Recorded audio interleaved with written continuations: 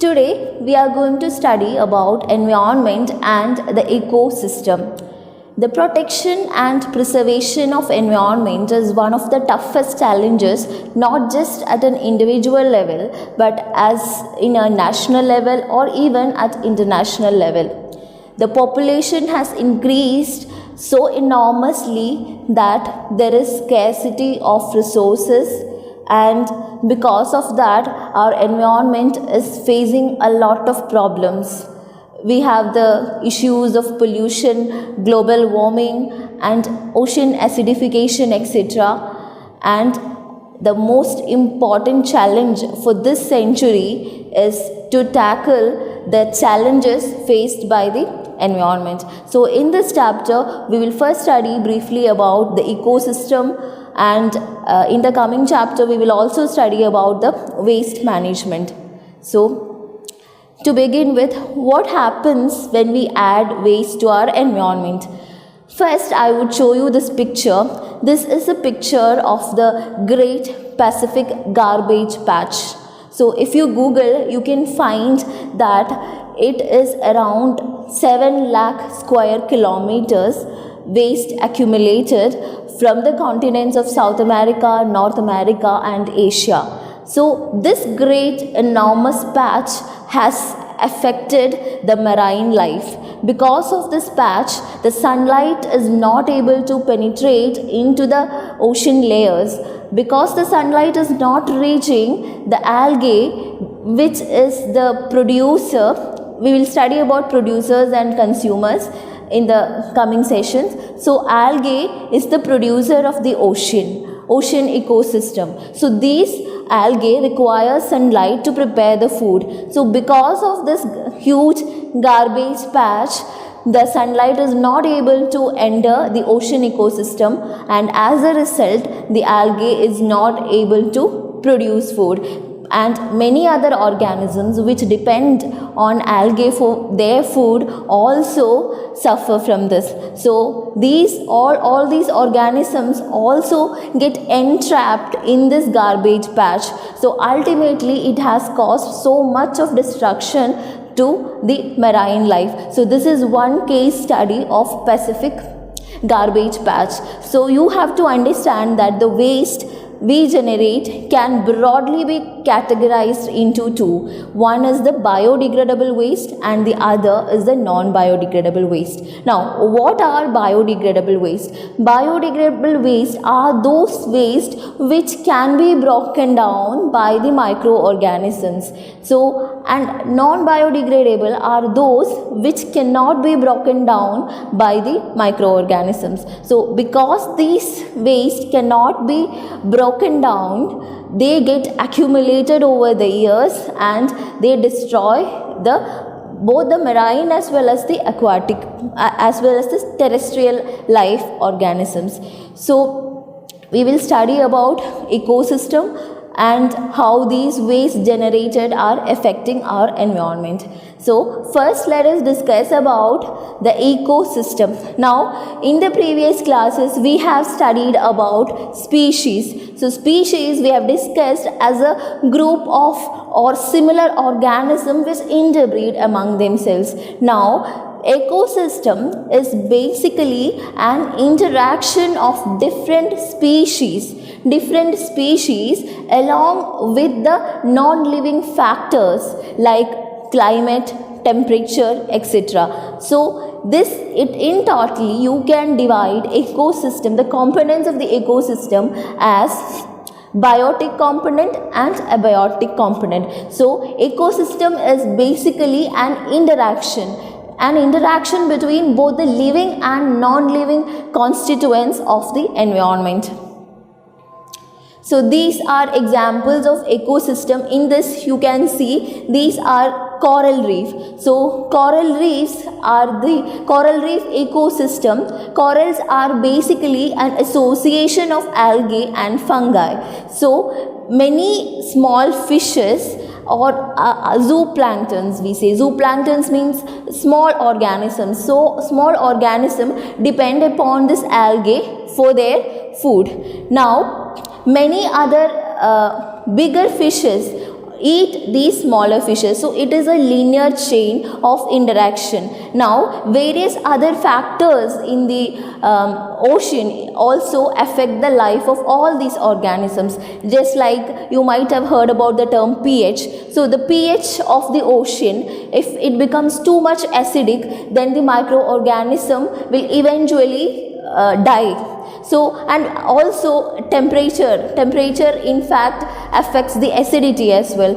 So many other non-living factors also contribute to the proper and balanced functioning of ecosystem, not just with coral but with all other ecosystem. And you can also cite other examples like tropical rainforest. So tropical rainforest, if you take, it is a huge cluster of tall trees. So these trees are the ones which make food for the animals. So there are animals which eat these plants, and there are other animals which eat these plant eating animal as well. So the tropical rainforest or any other type of forest also forms an ecosystem, because there is interaction between living and non-living things. So here in this tropical evergreen forest, it also depend on various other factors like rainfall. So these forests receive rainfall almost throughout the year. So because of that, the trees are very tall. Okay, so and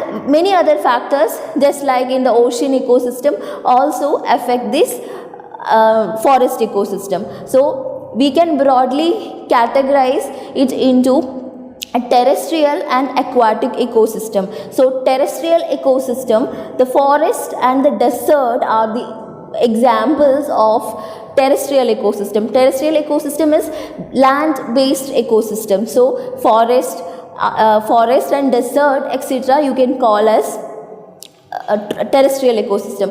Coming to aquatic, you can, the example is the coral reef ecosystem is an example for aquatic ecosystem, or even the pond which you all might have seen, that is also an example for aquatic ecosystem.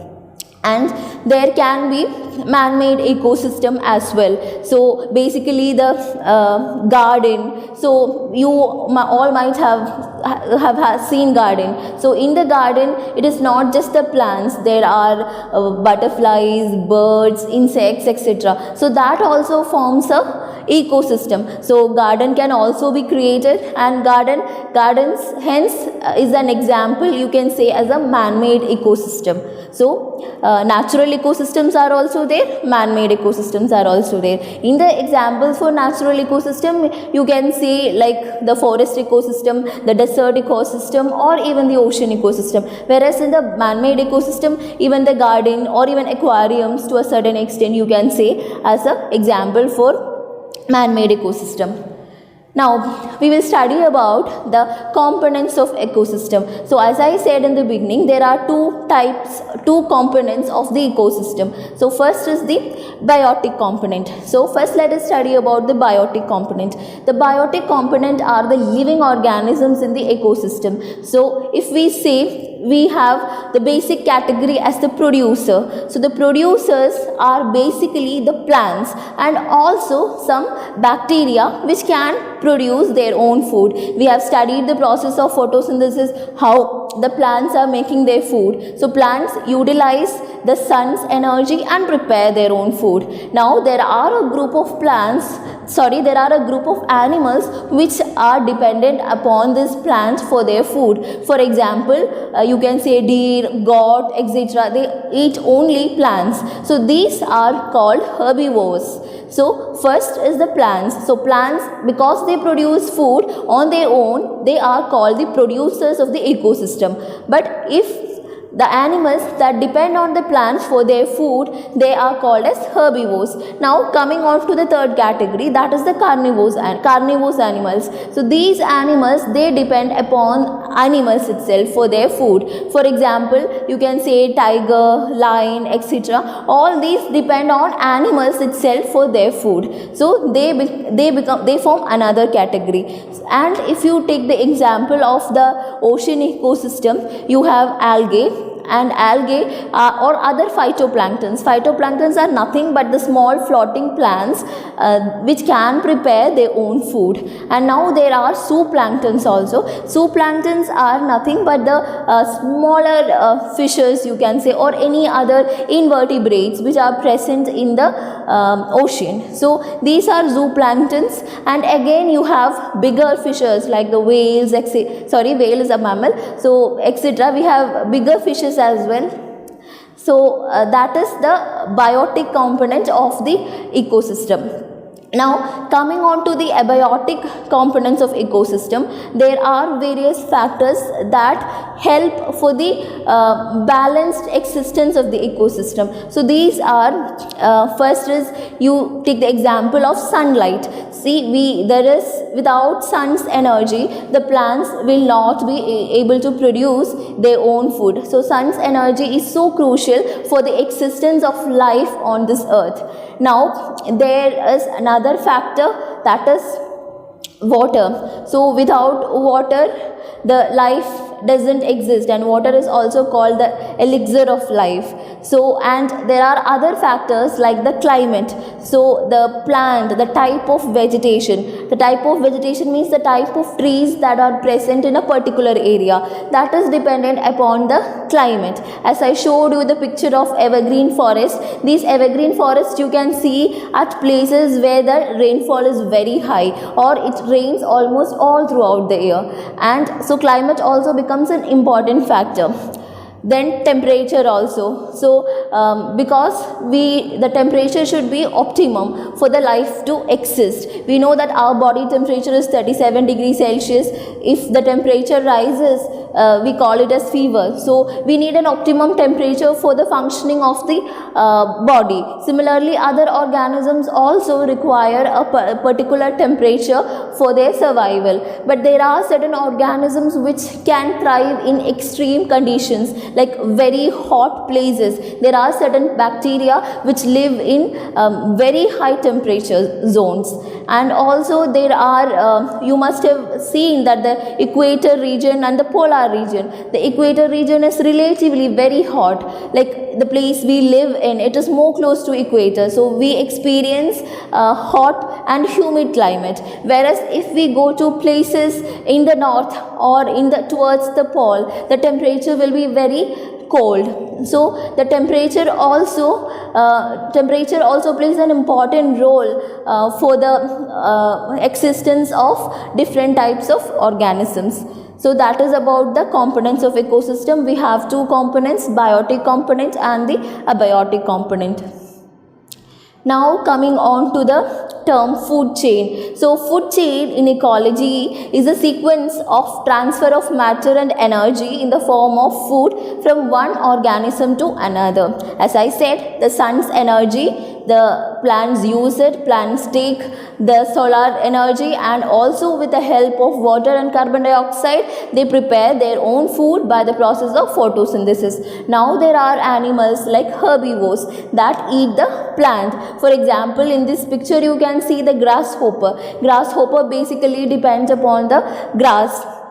So again there are animals which are which eat these grasshoppers, like small birds, or and again this can be eaten by some other bigger birds. So these are all a sequence. It is a linear chain actually, through which the energy from the sun is transferred to different levels. So from the plant the energy is transferred into other organisms, and from them into the topmost level of predator. So the food chain is basically limited to 4, or trophic level. Now we'll study what trophic level is. So trophic level is the position that an organism occupies in a food chain. Now you can see it is like a pyramid. Pyramid is something which has a broad base.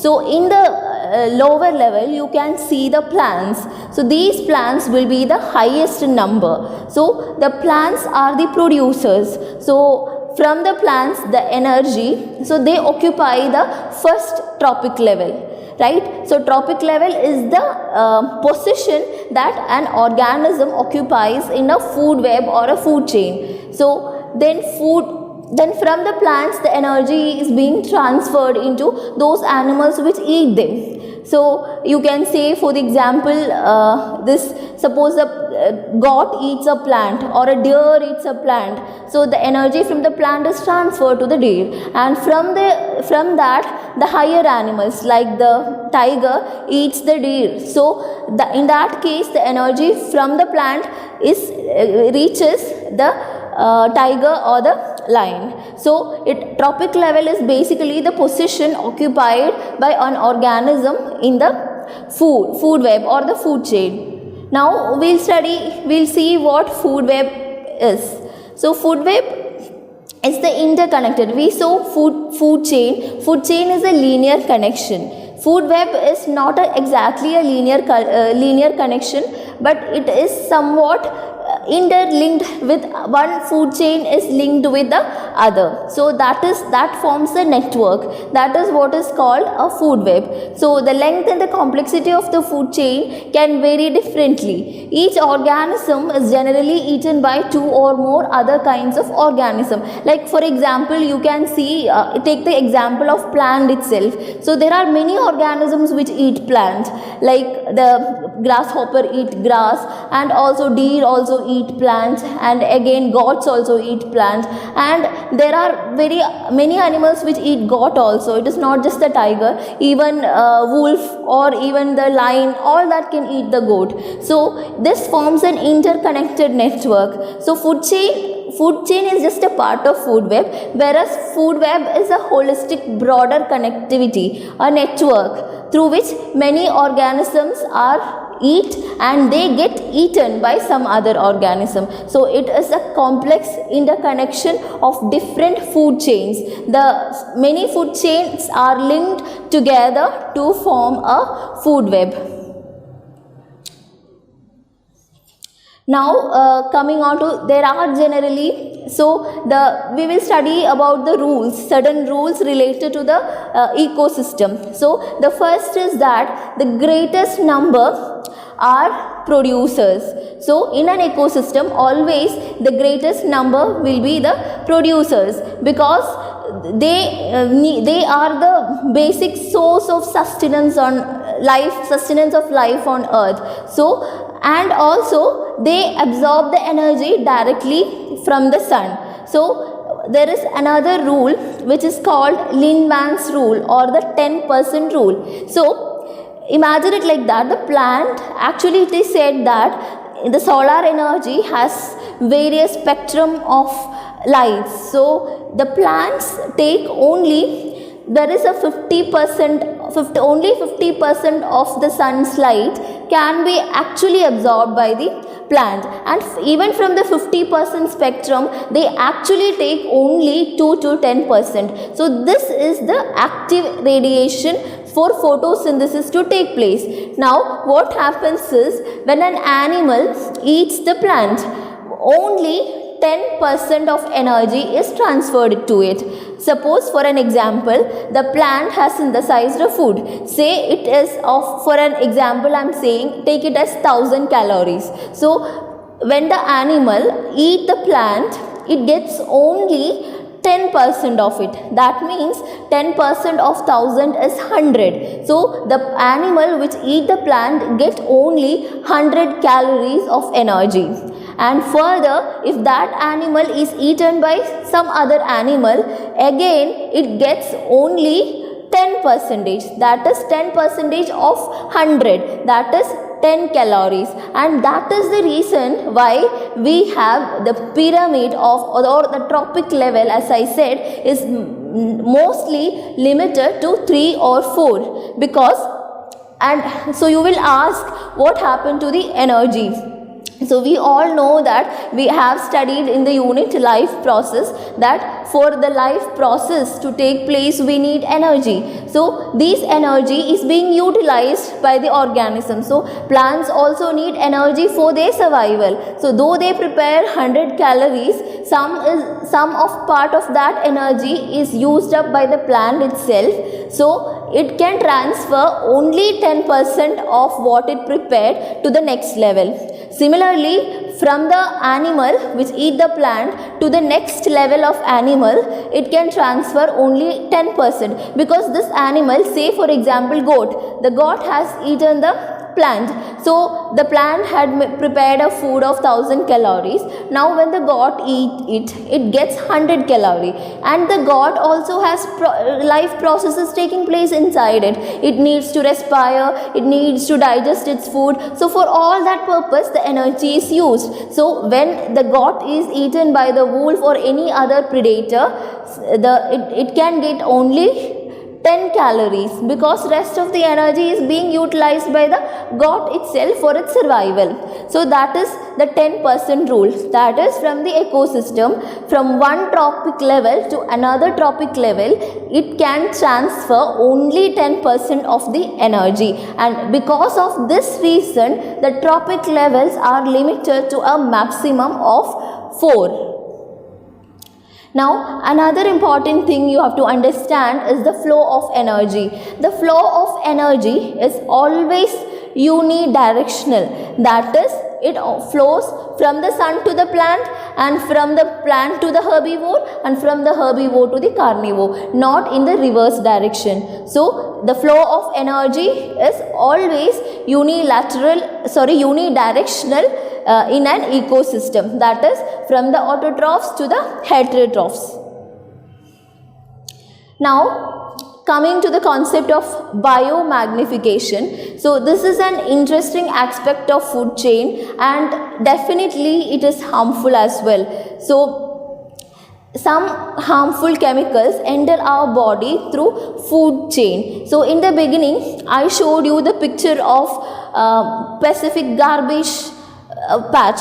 So in that garbage patch there are certain waste products which are really harmful. For example, there are microplastics. So if the fish try to eat it, these microplastics will enter into the body of the fish. Now the microplastic cannot be digested by the fish, so it gets transformed into the next level. So this will get accumulated. So it will get accumulated, and when it reaches, it increases its magnitude when it reaches the next level of next trophic level or the next level of ecosystem. So this is called biomagnification. So this is another harmful effect of food chain or the food web, because the whatever that has entered in from the ocean or from wherever it is, it gets enlarged as it reaches the next level of organism. So there was an interesting case study of a chemical called DDT. So the chemical DDT also had this kind of effect, and it had to be banned. So that is about biomagnification. It is the chemicals which are not degradable. Please understand the fact that these are not biodegradable. That is, these cannot be decomposed, or these cannot be broken down into smaller units by microbes or even by our own body mechanisms. So they just get enlarged inside the body of different organism, and it exists as such. So this is called biological magnification. So now let us discuss about the ozone layer, its formation and depletion. So ozone is chemically represented as O3. So in your chemistry classes you might have studied that oxygen exists as a molecule with a formula O2. So usually when you say oxygen, it is O2. So but ozone is a chemical with a formula O3. So we will study how it is formed and how it is getting depleted. Now what happens is, we are living we are surrounded by an envelope of air that is called the atmosphere. The atmosphere has various layers.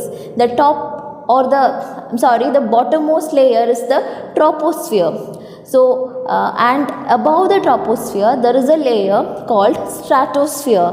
Now, the stratosphere is very much significant with this gas called ozone. Now, what happens in stratosphere is the stratosphere, the sun's radiation has various type of lights in different spectrum.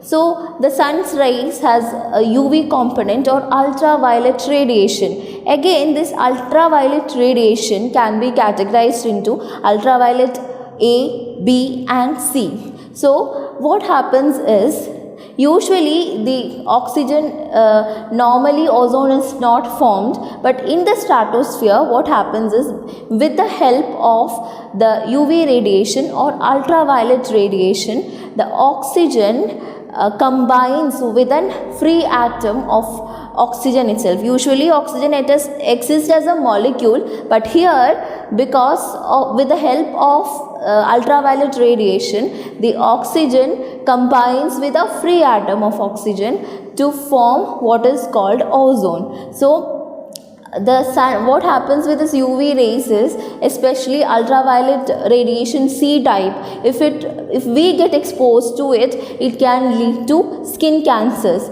So this particular layer of atmosphere called stratosphere has ozone in it, and this ozone prevents the entry of ultraviolet radiation into the troposphere, or troposphere is below the stratosphere. So that is the significance of ozone layer. It absorbs the harmful ultraviolet radiation. Now, what is the problem and what is happening? See, in the 1950s or even before that, there was industrialization happening and technology has developed to so much extent that we started to use many chemicals, and to name among that, there is a chemical called CFC or the chlorofluorocarbons. Now, these are usually emitted by the ACs and the refrigerator. Now, what happens with this compounds? That is especially the chlorides and the bromide ion. Now what happens is, normally in the stratosphere, O2 combines with a free atom of oxygen to form O3. Now these ions, or these chloride bromide ions, they prevent this reaction from happening. So as a result, what happens is, ozone is not formed in the stratosphere. So when ozone is not formed in the stratosphere, the harmful ultraviolet radiation are not absorbed, so they will enter into the lower layers of the atmosphere, that is the troposphere. That is the region where we all live in. So these harmful radiation can enter into our bodies as well. So it can lead, if we expose to ultraviolet radiation C type, it can immediately cause cancers.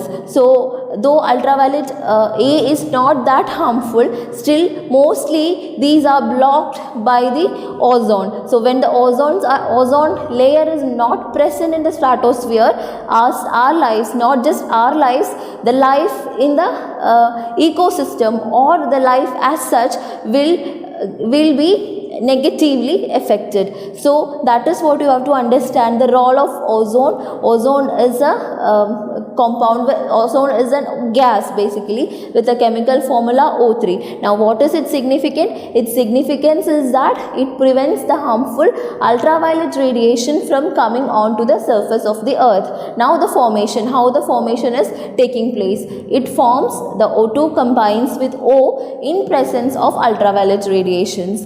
So, but because of the presence of certain compounds, certain ions to say, like chlorides, bromides and even nitrogen oxides will prevent the reaction from proceeding. So, in all that cases, the ozone layer is not formed. So, when ozone layer is not formed, it will affect the normal life on earth.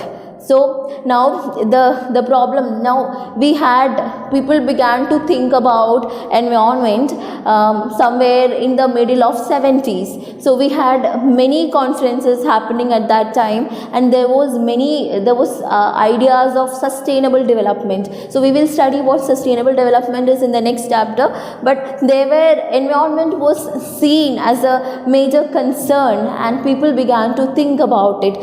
Even at an international level, there were many conferences happening at that time, and one of the main organs that were formed was the United Nations Environment Program. It was somewhat like a global champion for all the environment movements happened since then. Now this particular organization, UNEP, there was a protocol to check the level of CFCs, and this protocol is called the Montreal Protocol. So this protocol was signed somewhere in 1986, and it came into existence since 1987, and because of this protocol we were able to prevent the depletion of ozone to a considerable level. So what they did in this protocol was, it was a protocol signed by almost all members of the United Nations, and it is, as till date, is seen as one of the most successful protocol ever signed.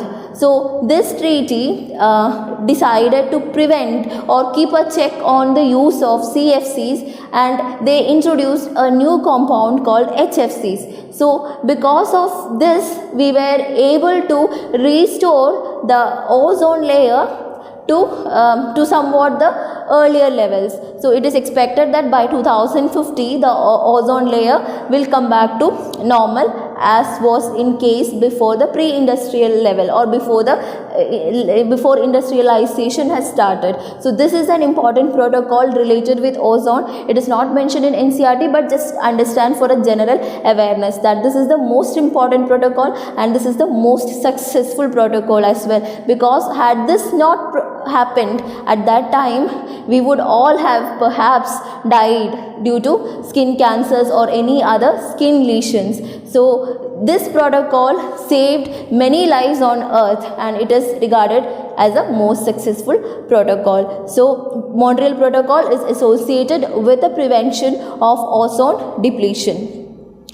Now coming on to the most important topic of this chapter, that is management of waste. See, we produce a number of waste on a daily basis, wherever, whether it is at home, whether it is at office, or whether it is even in the parks or everywhere, we see a lot of waste. Now these waste, as we saw in the beginning, it can be categorized into biodegradable and non-biodegradable. So the problem of waste management is very tough problem, especially for a developing country like India. So what the problem which we face is, there is no categorization of waste. It was not there in the beginning. Now government has come up with waste management rules. According to waste management rule, there are particular rules for a particular sector, like there are waste from the construction site. So how this construction waste can be safely disposed. Now the most important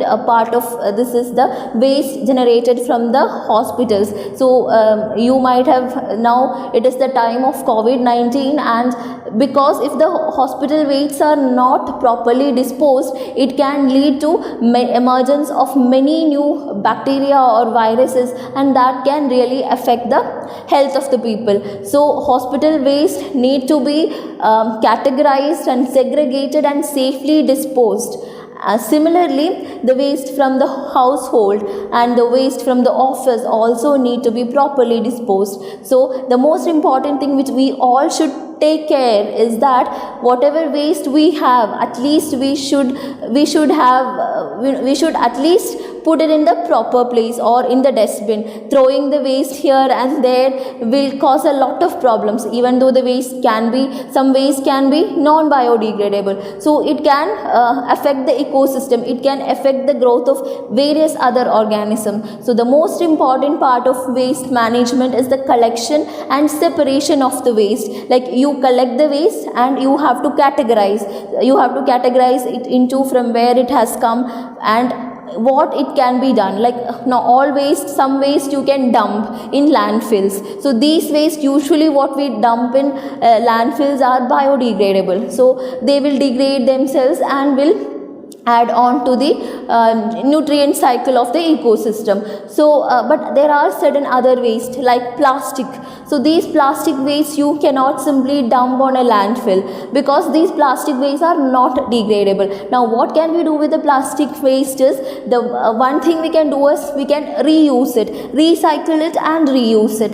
Then other thing is, it has to be safely burnt, or some burning is not a solution actually for the plastic waste. The most convenient way would be to recycle and reuse it. So, and there are certain hospital waste also. Hospital waste also need to be categorized, like needles or the sharp instruments need to be categorized, and then the cotton etc. need to be categorized into different bags with color codes, and they should be either burnt or disposed, or dig up it or put it into that. So the most important thing is that you need to segregate it first, and then the second important thing is you need to safely dispose it. You should make sure that from the waste it is not affecting the environment. So there are many issues related with waste management problem. Another important category of waste is the e-waste, like the mobile phones we use, the computers, all that we use.